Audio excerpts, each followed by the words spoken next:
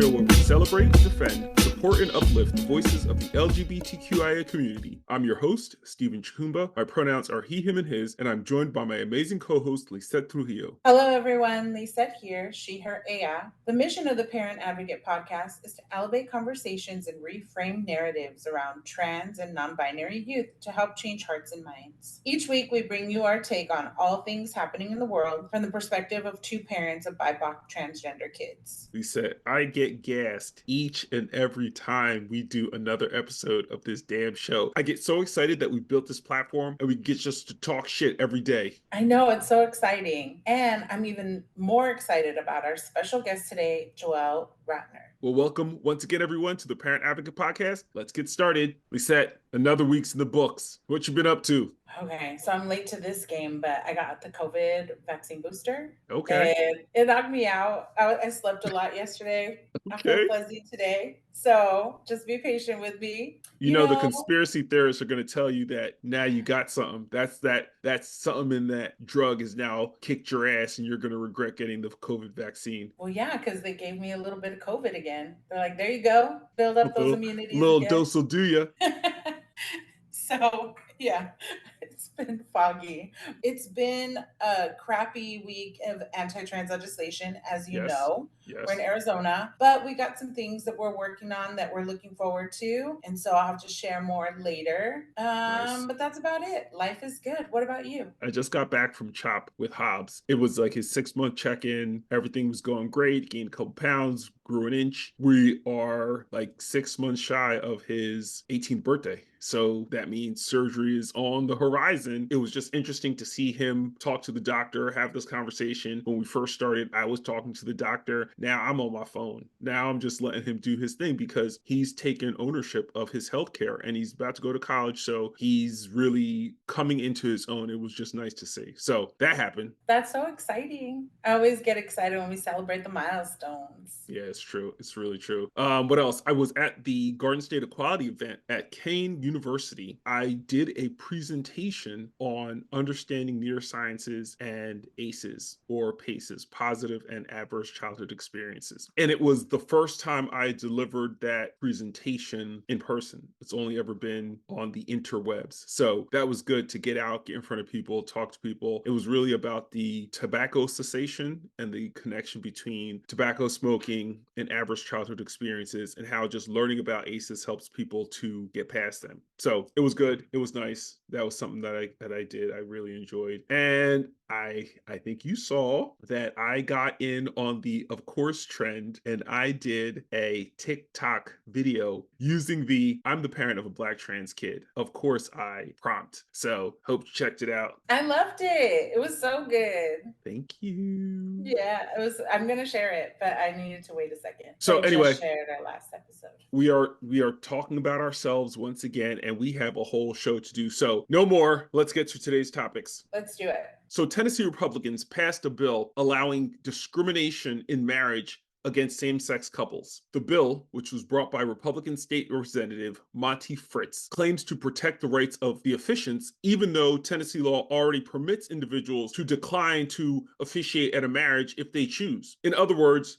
the proposed law is totally unnecessary. As are all of the laws that they're trying to pass. Like, I don't understand why we have to keep pretending that it isn't just hateful. Because that's all it is. It's just hate wrapped up in a bill. Mm-hmm. Calling it religious freedom. So annoying. The Congressional Equality Caucus called out House Republicans in a scathing report, claiming that conservative lawmakers are obsessed with attacking LGBTQIA plus people. The Equality Caucus, which promotes LGBTQIA rights in Congress, highlighted how in 2023, House Republicans held more than 50 anti-LGBTQ votes on the House floor, filed more than 95 anti-LGBTQ plus amendments to bills going to the floor, and introduced more than 55 anti-LGBTQIA bills.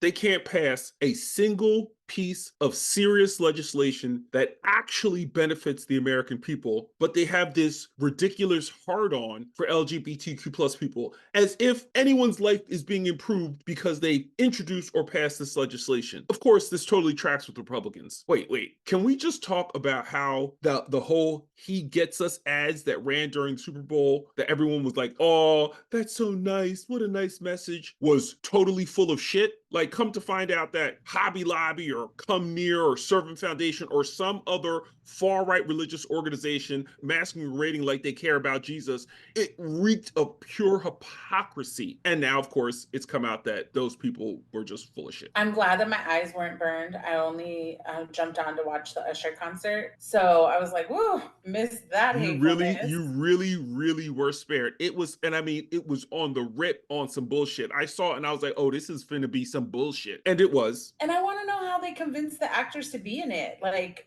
they brought No, in some diverse people. I think that was all AI generated because that's what it looked like. It looked like some bullshit, like the diner where you had all the different generation of dead actors in the same diner. It was Mm, that type of yeah. shit. Like it was an improbable set of things put together to make it appear like all these fuck faces were getting their feet washed. It was just a hot mess. It was a hot mess. Can we also talk about how the right wing media is fixated on making the shooter at Joel Osteen's megachurch a trans person? Apparently, the shooter used a number of different aliases, which included what many would consider typically male names, and because of that, they're saying the shooter was trans Of course they're doing that. instead of just fraud. Nope, they see trans everywhere. Weren't we just talking about the school board rep who was accusing the 16-year-old female basketball player of being trans? Like, of course they're doing it. How else do you promote this boogeyman if you don't actually have bad trans people to target and blame for everything? They just make shit up. Duh. Lizette, once again, we're getting all caught up in these damn topics, and we've got to get to our guest today. Let's bring them on. Joelle Retener is a first-generation Creole-American children's author from the Washington, D.C. metro area. A social and reproductive justice advocate and community birth worker, Joelle earned a BA in Spanish from Spelman College and an MA in International Studies from American University. A former U.S. diplomat with the Department of State who toured the globe advancing U.S. foreign policy, Joelle's current passions involve sharing stories that celebrate Black pride and queer joy. Joelle lives in a cabin in the woods with their partner and 3 tiny humans. When they are not writing, you can find them gardening or tending to their small homestead. Everyone, please welcome Joelle Retener to our show. Welcome to the show, Joelle. We're so excited to have you as one of our guests, and welcome to season 2.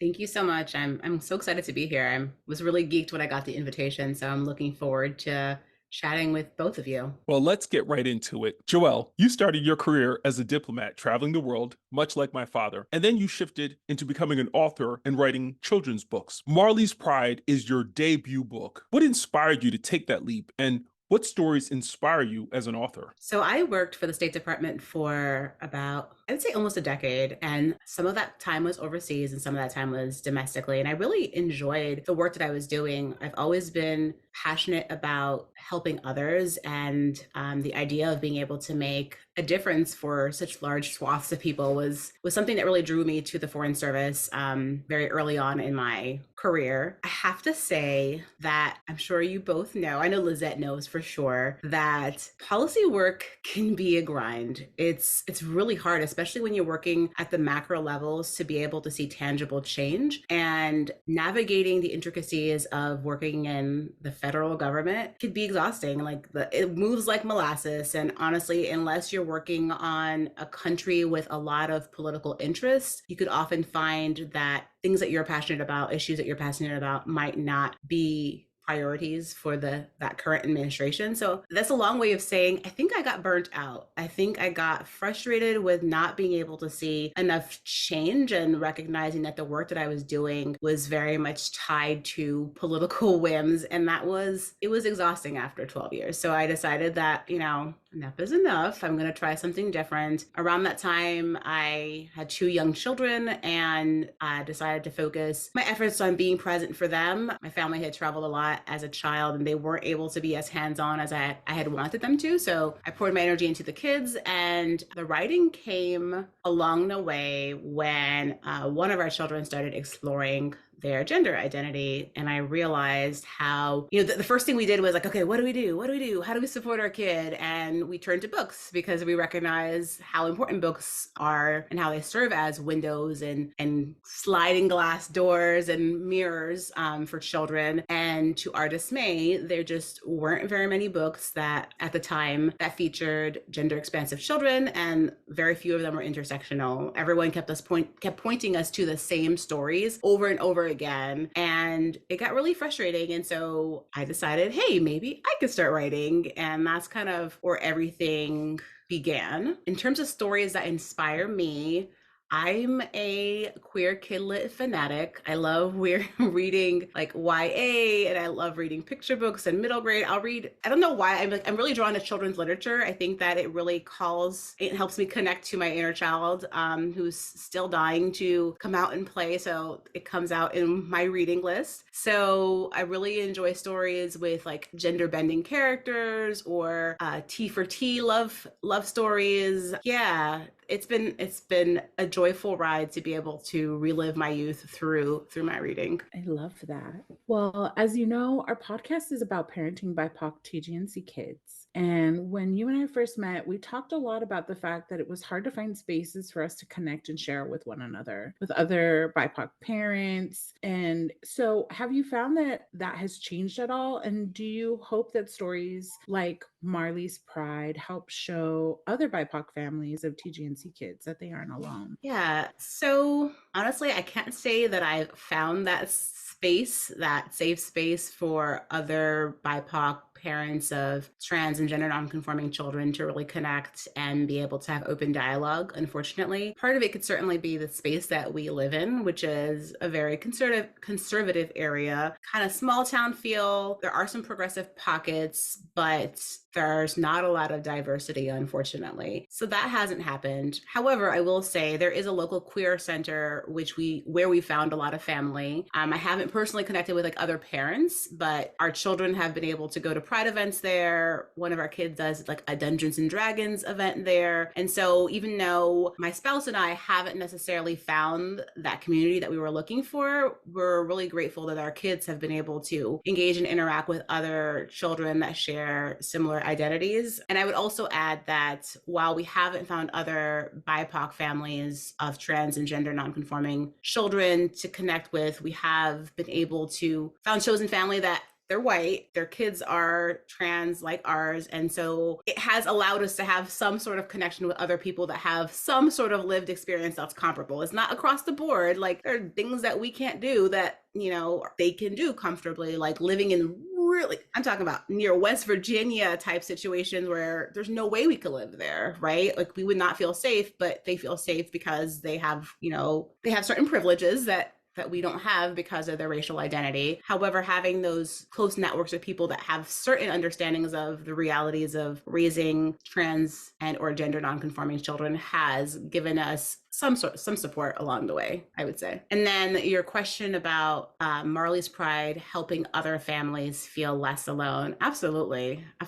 Like when our kid first came out, the first thing I did was like try to find other people of color like us who were going through similar experiences. And it was really, really hard. I think I might have found like one activist that was very vocal. And unfortunately, I feel awful, but her name escapes me right now. Oh, Jody Patterson. All right. Yes. But in terms of people like me that were just, not necessarily at the forefront of the activism struggle, and I just didn't find anybody. And my hope is that by writing this book, people open up and are willing to share their stories. And that oftentimes it takes that first person willing to step up and just like share and be vulnerable for other people to recognize, wow, our stories are very similar, and it really connects us in that way. And hopefully it'll encourage other people to also be willing to speak up, to share their truths, and in the process find community. It's so funny because Jody is a fellow Spelman grad. So I'm like, oh boy, if you didn't get that one, we was gonna have to talk. But luckily you did say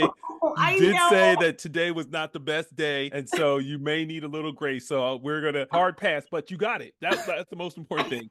You I got did. it. Okay. I was ashamed for a minute. I was like, "Oh, Joelle, how dare you? How dare you?" But it came back to me. It came back to me. So you said a couple of things that I want to kind of dig in on. The first is living in a conservative area. You recognize that the things that you would otherwise have, the access you would have to different types of families, different types of people is somewhat limited. But in the midst of these national efforts to ban books in schools, why do you think it was so important to bring Marley's Pride to life? And then as an ancillary to that, what do you hope people learn when they read Marley's story? So full disclosure, the publishing industry is just like the federal government, like really, really, really slow. So oftentimes these stories are crafted, they could be crafted like 6, 7, 8 years, and it takes that long for them to be published.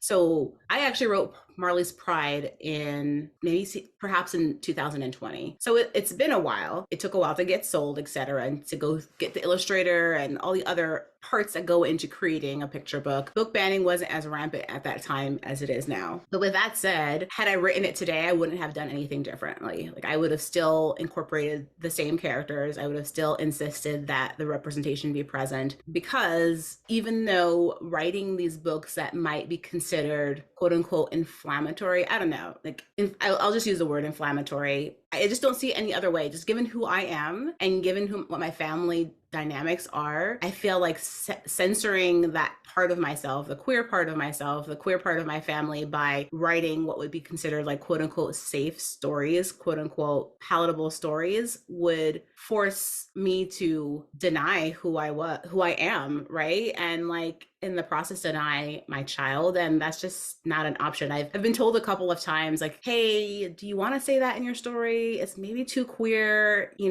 remember book banning. But the whole point is, if you do self-censure yourself, then they've won, right? They've achieved the goal, which is to make you disappear, to make you feel small and erase yourself for all intents and purposes. So having Marley's Pride come out now, for me, was the perfect timing, because the book centers the idea of trans joy. There's no bullying in this book. This is not a kid who's insecure about who they are. While they have anxiety, it has nothing to do with their identity, and they have support from all levels of the community. So this book defies the narrative that being gender nonconforming or being trans is a bad thing, a scary thing, something that you don't want to be.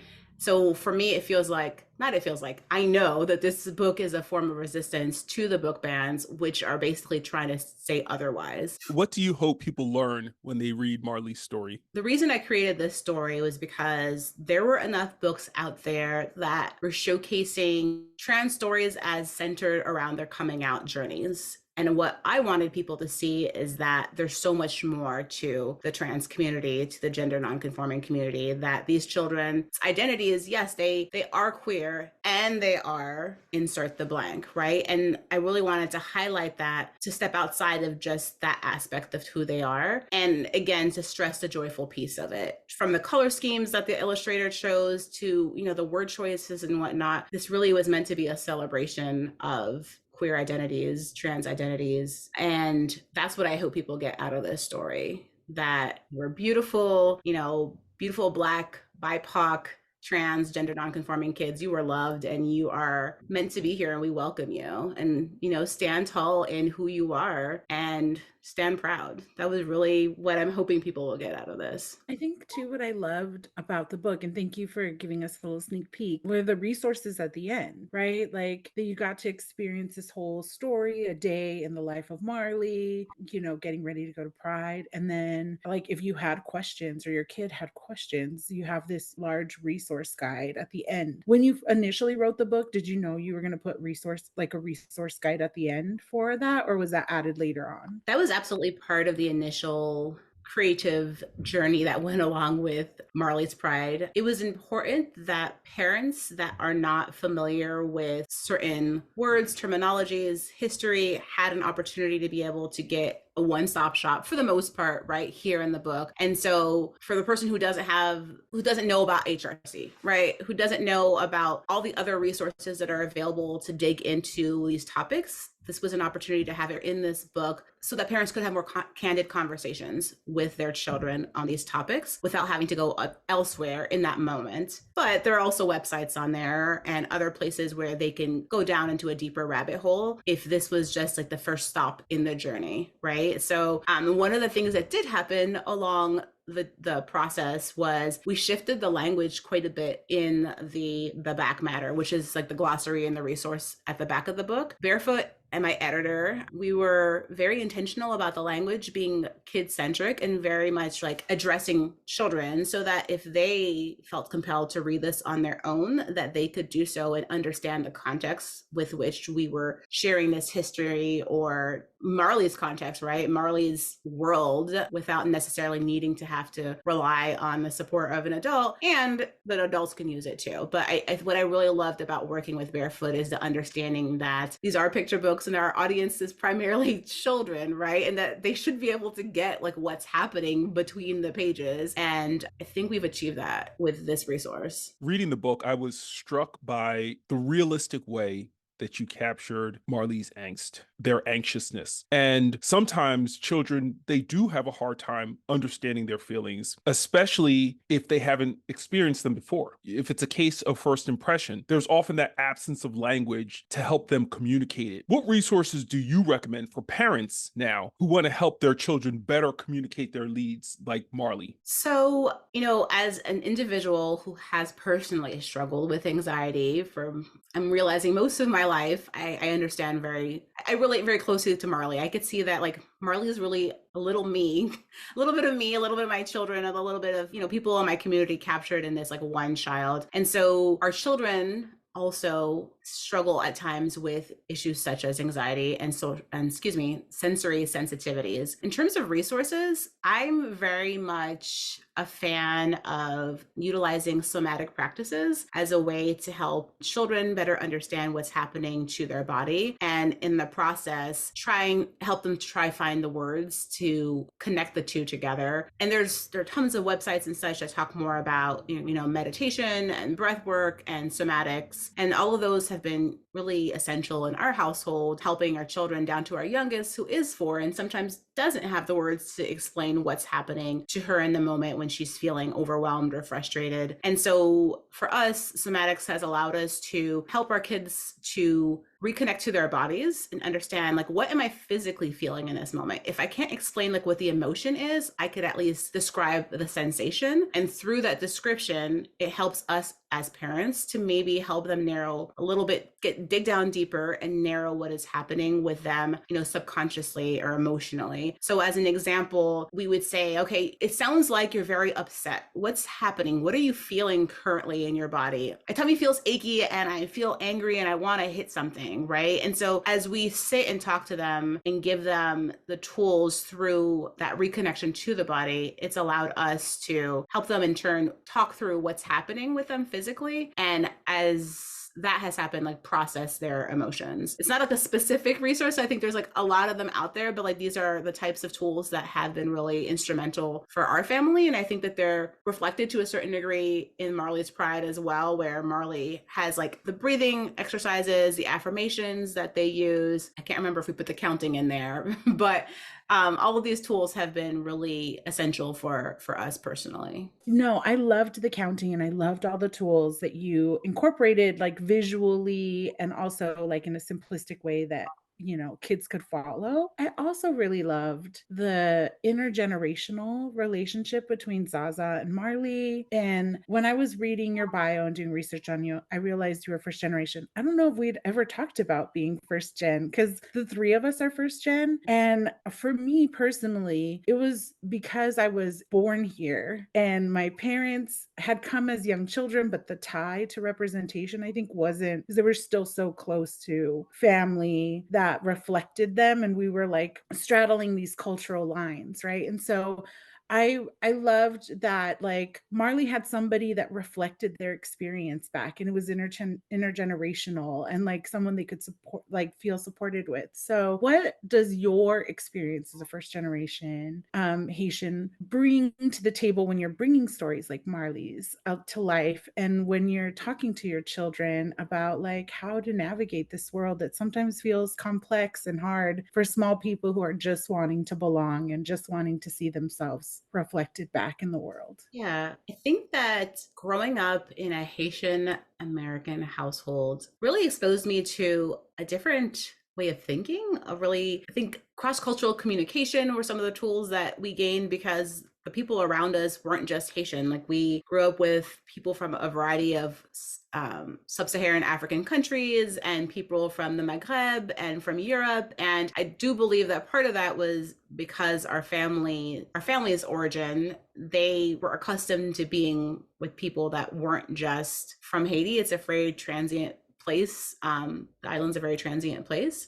So I think it allowed us to observe the world with a more open mind, just honoring our own lived experiences here and how different it was from the other people in our community, even because we didn't live in a very Haitian there wasn't a huge Haitian community where we lived. But I also have to say that there are certain aspects of the Haitian culture that influenced our decision to raise our children in a different fashion. Specifically, the emphasis on gender norms is really, really heavy and very binary culture. So those are the type of things growing up. There was an expectation that was very different for the children assigned female at birth versus assigned male at birth. And I can't say that that's obviously unique to Haitian culture per se, but I do think that being in a culture that has been colonized by white folks, that's influenced the perception of gender, the lack of gender parity and things along those lines.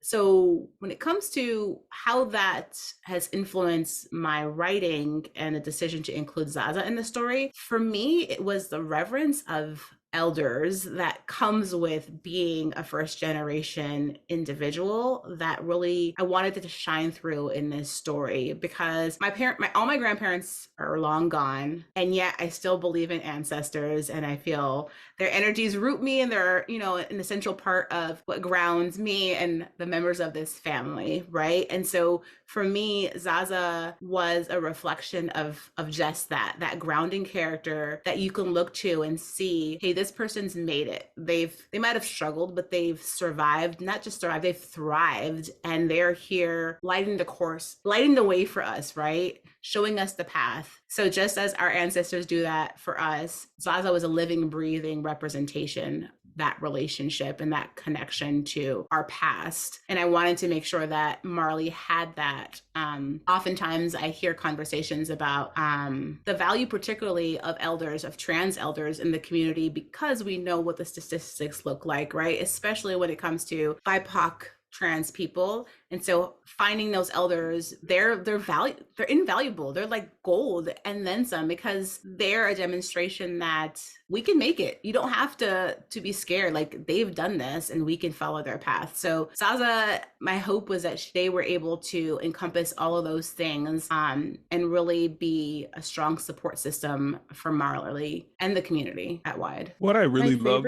Go ahead. Go ahead. I was gonna say, my favorite part of the book is when Zaza lifts Marley on their shoulders. I think because I have memories of my dad doing that when we were in big crowds. But it's also like a symbolic representation of the fact that like we stand on the shoulders of our ancestors. And so like I didn't know if that was on purpose or not, but I got kind of teary when I was reading it, because I was like, this is like symbolic in so many ways, and also protective, because I think our parents did that like as like, I'm going to carry you in a way that's fun for you, but also there's a lot of people. So there was like these feelings of like safety and protection, and also like this deeper meaning around that. So I'm so glad that you two mentioned that, what Zaza meant, because I felt it when I was reading it. It's really beautiful. All right. I had a moment there, but yes, absolutely. Absolutely. And it's so powerful that that message came through in the illustrations, because, as a creator, you're over here writing and you're hoping that your audience is really getting what you're trying to say. Like that all the indirect messaging that's there, whether it's communicated through the illustrations or perhaps the specific wording that you're choosing, is really relaying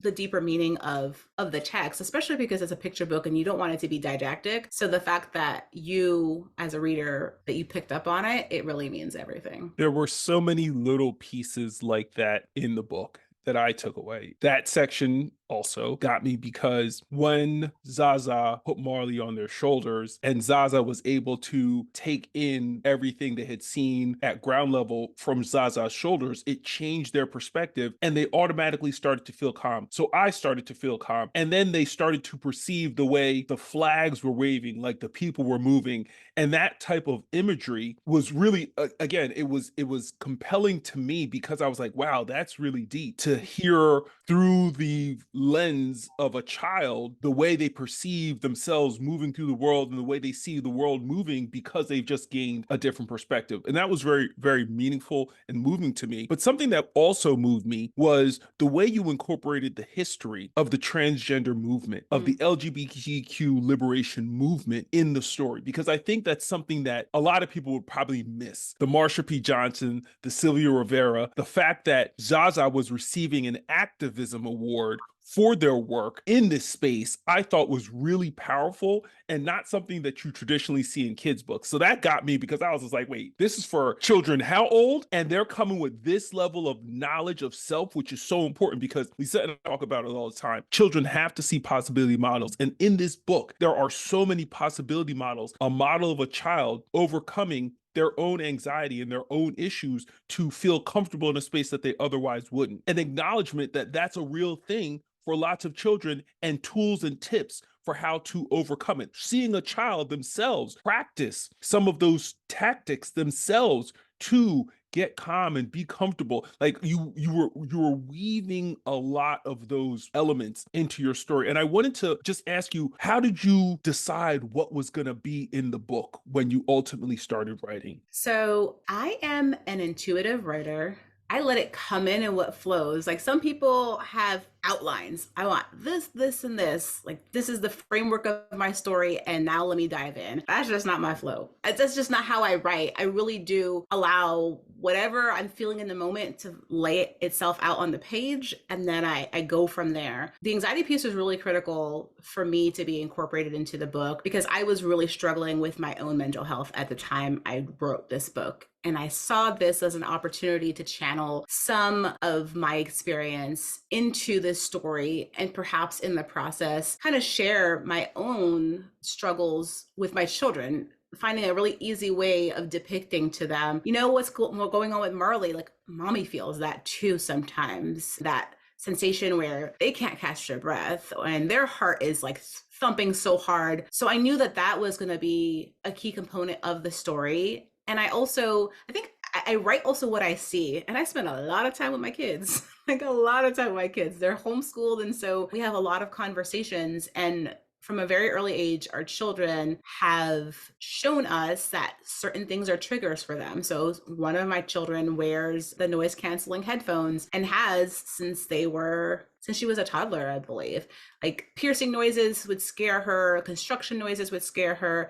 And not a lot of people recognize the value of these really simple tools, but that make a really big difference for children. So I really just wanted to see my family, like literally, I feel like I picked my family and our experience and like plopped it in a book. It was just like, here you go. Look at this family. This is us, like raw, unfiltered, like this is us. And I'm writing this book because I know we're not the only family like this, you know? Like a lot of books demonstrate children that are like brave and strong and courageous and nothing scares them and like really, really confident. And that's great. That's fantastic. And I think it's really important to have those stories. And it's also important for kids to acknowledge and understand that if you do have anxiety, if you know you're scared, that those are also completely acceptable, that other people feel those feelings too. And here are some things that you can do to work through them, right? Like I wanted to make sure that this was as inclusive as possible. Framing it within the backdrop of Pride was also very intentional because our family struggles to go to Pride. Our kids have a really hard time. It's very loud. It's extremely crowded. And even though Marley was able to make it through, and overcome their fears. My kids often don't. We often leave. Well, we talk through it. We figure out if we're going to make it. We get there and reassess the situation. You have your headphones, you have your lavender essential oils, you have your tools. How are you feeling? Not feeling good? Okay, well, we're going to go home. And so that was not reflected in the story, and that's okay. But I did want to just be able to create a space where our experience is reflected to a certain degree so that other families like our own could feel seen, right? To see that mirror and be like, we're not the only ones. And also to open more dialogue and conversation about what does an inclusive pride space look like, Like what would it look like to have people who do have sensory sensitivities be able to participate in more events at Pride, because we're talking about how important community is, but how do you find community if you can't make it, right? So that was another thing that was really critically important for me to ground the story in, is like, how can we start having more honest, frank, candid conversations about what inclusion really, really looks like within our LGBTQ community, especially now. Like, full disclosure, I have a number of medical issues and I have mobility issues, and I don't know that I don't leave the house very much, and I don't know that I'd be able to attend Pride, but I would love to be able to get out there, but it's just not made for somebody who's in the current condition like me. So what does that mean? So that was really what I was getting at when I sat down over and over and over again to refine the book, because as writers, we have a first draft and then you have a million revisions. Thank you for sharing that.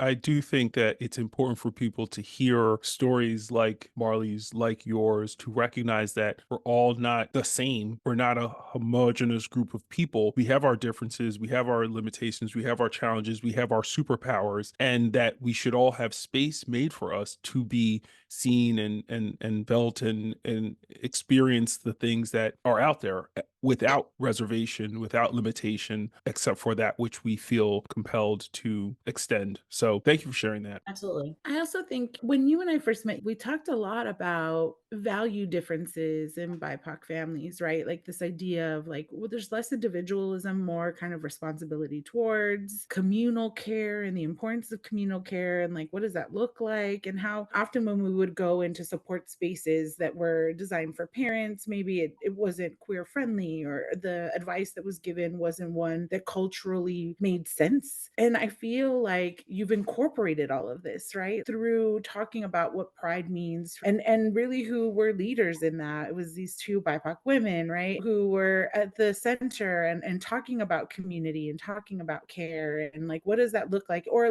Marley's parents allowing agency. How do you care for yourself? And how do we care for you? And so it wove all of that in there beautifully without it feeling overwhelming, if that makes sense. It was very simplistic in its approach, and I just valued that so much. And I was like, I see this, I see what's happening. You bring so much value into what parenting looks like for TGNC people, and I want to ask you, what are 3 pieces of advice you would give to parents who are on this journey of supporting their trans non-binary youth? First and foremost, and I'm sure you all have said this a number of times, but for us, the most important thing is really to listen to our children, to believe our children, to let them guide us and show us what they need, because they know better than we do, and allowing them the space to make decisions and also to change their minds and just honoring their choices. It's such a critical component of parenting, honestly, any child, but particularly children that are trans and gender nonconforming. The next thing that I would say was to lean on community. And I know we talked earlier about, us personally finding those safe spaces and our inability to do so. But I think that chosen family comes in such different shapes and forms, and being able to be intentional about who you surround yourself with and surround your children with is really an important part of this journey. It's equally important to ensure that your kids have access to other trans and gender nonconforming, not just children, but adults. I think that we often forget that piece of the puzzle, and just I compare it to, I think it's intraracial adoption. I'm sorry, am I using the wrong term? So if a family from a certain race adopts a child from a different race, okay, is it intraracial adoption? Right. The idea of ensuring that the child actually has experiences with people who share that that identity and that lived experience is so critically important to immerse them in their community if you don't share that identity with them. And then finally, for us, I would say that to honor where you're at in the journey, that things shift and things change, and that where you are in this moment will inevitably not be the same in a couple of months, in a couple of years. To be very frank, there was a lot of fear when our kid first came out, and we were always super supportive, and they never got a whiff of what was happening internally with us, but their identity and this journey that they were on was almost all consuming for us, right? It was at the forefront of everything we thought about, every step that we took. And not to say that that's no longer important to us, but we now see them beyond their non-binary identity. Just a kid, right? A kid who likes video games and who loves cooking, and there's so much more to them than just their identity. And so to understand that even though where you are at in this moment, let's say you're at the beginning of your child's journey, might be terrifying and feel very isolating, that you've got this, that your kid is okay, that the kids are going to be okay, and that it's really the grown-ups that need to be able to find the resources, the community to anchor themselves, and to give the kids the space to fly, essentially. Like, we just got to move out of the way and know they're gonna be okay. Yeah. That's so true. That is so true. Lizette and I often share stories of the wisdom that our children have imparted on us and share with us, because we often find that these kids are wise beyond their years. So this is kind of a funny question, but tell us something wise beyond their years that one of your children shared with you and your partner. Oh, goodness. There's so many, and I'm like, oh my gosh, that's amazing. I should write that down. And then I never write it down, right? Like, we just don't, because like life happens. But I think the one thing that happened recently that really struck me, and I was like, holy moly. I was sitting with our oldest child. I was really stressing a lot at the time. And I shared with them some truths about my own experience growing up and how we didn't have a lot, and just a number of really personal situations, because I was crying. I was having a hard time. And my child like came and held me and are like, you know what, mommy, it's okay. Our experience isn't like that. We're happy. We're doing good. And I was just like, oh my God, just that self-awareness and the recognition that life is good, and that sometimes we take that for granted as adults, but like hearing it from a child's lens and a child's perspective, I think it makes all the difference. And maybe it's some validation too of like, hey mom, you're doing a good job. I don't know. But for me, that was, to hear that from an 8-year-old was really deep for me. Oh my gosh, it's that first gen like need to excel, like, and so we're just so hard on ourselves, and really we're those small wins are truly big wins. And so I love that moment so much. I appreciate I that. know we've pivoted into parenting, but I do want to ask, like, was Zaza inspired by a specific character or someone in your life, or is Zaza how you envision yourself like decades from now? What brought about Zaza?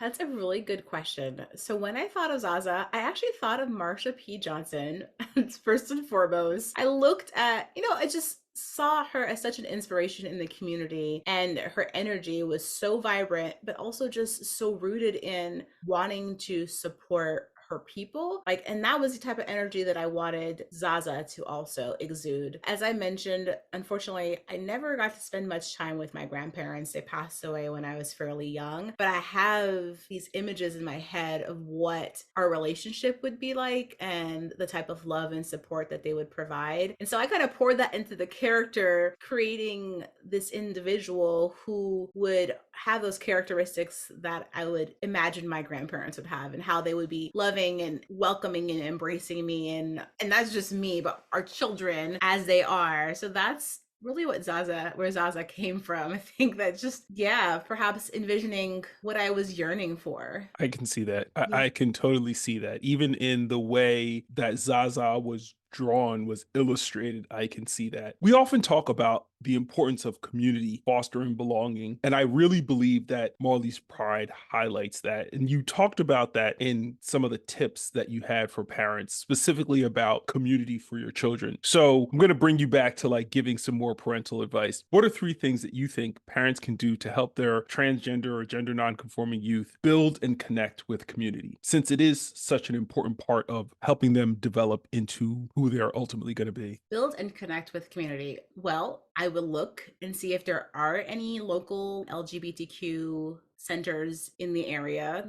I feel like that's a great first start. I don't know how common they are around the country. I think it really depends on where you live. But if there's something that they could attend in person, I think that's a great way of connecting to other children that have similar experiences. There are a number of also online spaces. So I am personally part of a number of online spaces for parents of trans and gender nonconforming children. And in the process, we've connected our children to some of the kids whose parents are in those groups. And so I would suggest, look online, find some safe spaces online where you feel comfortable meeting with people. And in the process, maybe the kids can find connection as well. I mean, I feel like after post-pandemic, we recognize the value of the digital space, and really leaning on that, it could be a great resource, obviously within measure, but it could be a really great resource to help people to find community. And I know that within the school systems, some schools also have, what are they called? I know Glisten hosts a number of like an LGBT. Like a GSA? Yeah,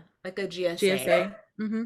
I think that would be another place where kids could connect and grow community. For us personally, we homeschool, and we've been able to find some progressive liberal homeschool communities that specifically are focused on diversity and inclusion, and that's where we started. And in the process, we're able to make quite a few connections and quite a few friends. In fact, that's where our kid met their best friend, who's also non-binary, and they are tied at the hip. Like, truly call each other every single day. It's been too long after it's been a day since they've seen each other type of relationship, and it's made all the difference in the world. So I guess I could step back. I said exploring the local landscape to see if there are any pride centers, perhaps even like PIFA chapters, although those primarily focus on connecting adults. Sometimes they do have like groups for the children to engage with as well. Online spaces might also be another opportunity to connect children with other trans and gender nonconforming peers. And then finally, turning to the schools and seeing if there are any GSAs that are currently operational. If not, perhaps exploring whether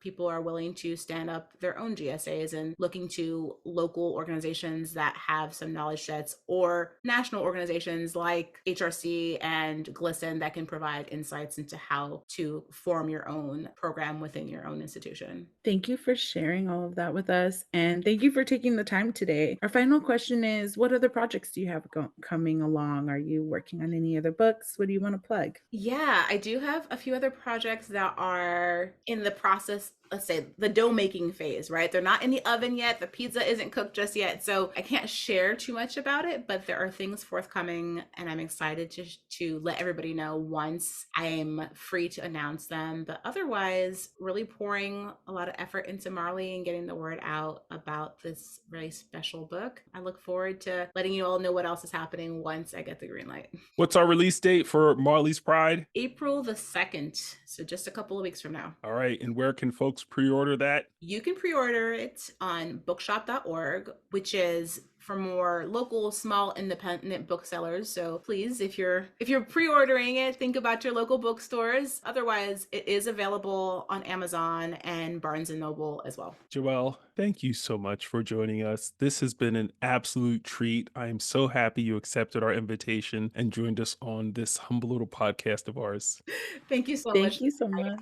It was great. I appreciate it. Bye. Bye. Thank you. Now it's time for our recurring segment, Allies and Assholes, where we highlight individuals or groups that are supporting the LGBTQIA community on the one hand and call out straight up assholes who are trying to move us all backwards on the other. Lizette, who are we talking about today? Our ally of the week is Lyft. This week, Lyft, the rideshare service, announced that they are expanding their safety feature to pair women and non-binary riders and drivers. Lyft launched the gender-inclusive safety preference in September 2023 for users in Chicago, Phoenix, San Diego, San Francisco, and San Jose. But now, Lyft users in New York City, Los Angeles, Washington, D.C., Miami, Las Vegas, and Dallas can make sure to use the feature. Since it was initially launched, over 7 million eligible riders have turned on the feature. Over half of eligible women and non-binary drivers have opted into the feature too. This is huge. Knowing that you'll be able to get a ride without worrying about being judged, misgendered, or attacked must be so reassuring for riders. And this is why Lyft is our ally of the week. Wow, congratulations to Lyft. All right, now on to our asshole of the week. Our asshole of the week is North Carolina Lieutenant Governor